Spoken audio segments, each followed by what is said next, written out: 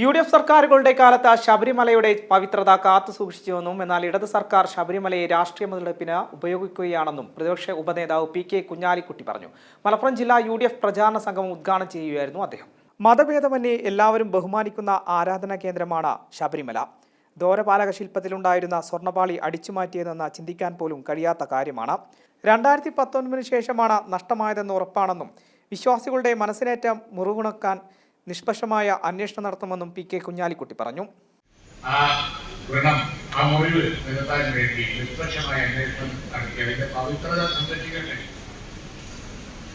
അതുപോലെ തന്നെ അതിനെ രാഷ്ട്രീയ പോരാട്ടത്തിന് വേണ്ടി മാത്രം തന്നെ ഉപയോഗിക്കുന്നതുകൊണ്ടാണ്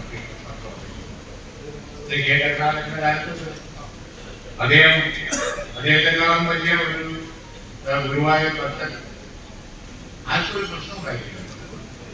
അതുപോലെ തന്നെ ഓരോ കാലത്തും ഇതൊക്കെ ഇവിടെ നടന്നുകൊണ്ടിരിക്കുകയാണ്.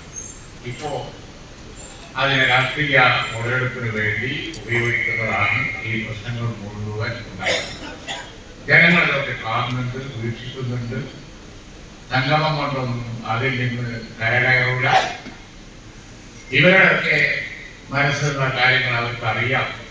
അതുകൊണ്ട് തന്നെ അതിൽ ജനങ്ങളുടെ പ്രതികരണം ഉണ്ടാവും എന്നുള്ള കാര്യത്തിൽ ഇടതുപക്ഷം രാഷ്ട്രീയ മുതലെടുപ്പിന് ശ്രമിക്കുന്നത് കൊണ്ടാണ് ഇത്തരം വിഷയങ്ങൾ അടിക്കടിയുണ്ടാവുന്നത്.